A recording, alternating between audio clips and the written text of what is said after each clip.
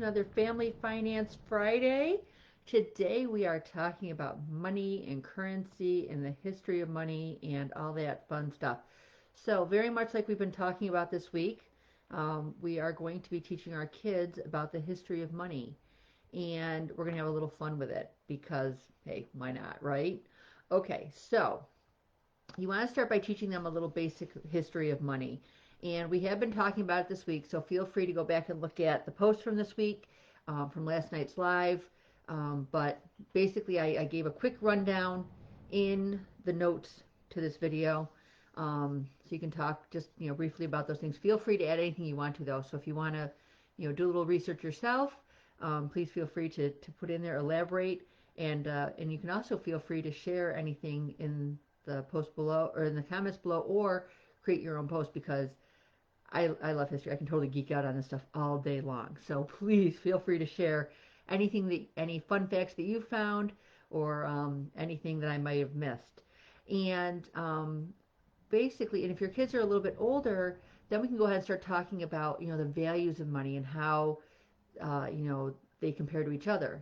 How much the euro is compared to the U.S. dollar, compared to the Canadian dollar, compared to um, the Indian rupee, or the Romanian lei or ron, um, and the British pound. Whatever you want to do, you can take and compare. And so feel free, because there are hundreds of currencies throughout the world. There may be thousands. I was a little conservative in saying hundreds, but there are a lot of different currencies.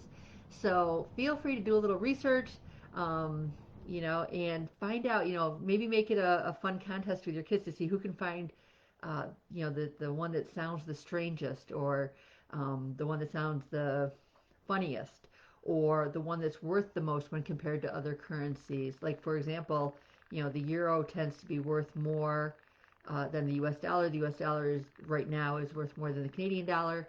I think the Swiss franc is still a little bit more than the U.S. dollar, but less than the euro.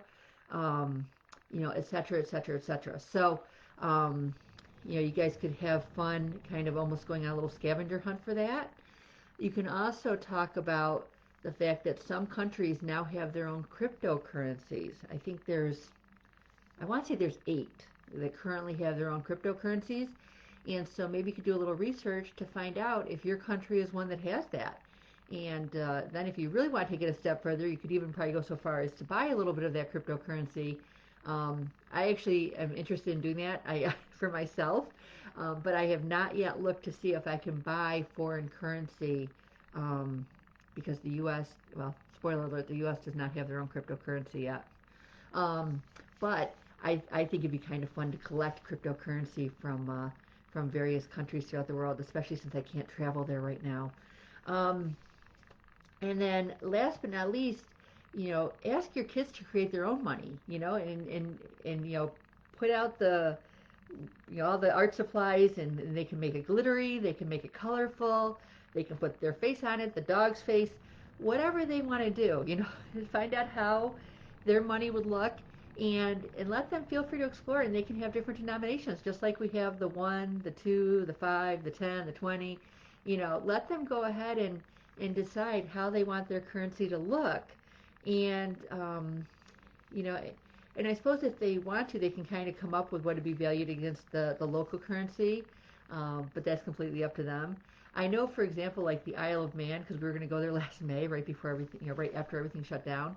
So unfortunately, we didn't get to go on our trip because things shut down before we could go. But I thought it was so super cool that we could exchange. Well, at the time it would have been euros. Now I guess they'd be British pounds. But we could exchange our euros for the Isle of Man currency, and add that to our collection. I do have a collection of bills and coins from every country I've been to, and even some that I haven't been to because I've inherited some. But I just think it's so much fun, to see how all the different countries come up with this, and how their money represents their cultural values and what's important to them. So I'm keeping this one short and sweet tonight because last night I went really long. So have fun with this. Let me know how it goes. I can't wait to see what your kids come up with. And have a great week. I'll talk to y'all later. Bye-bye.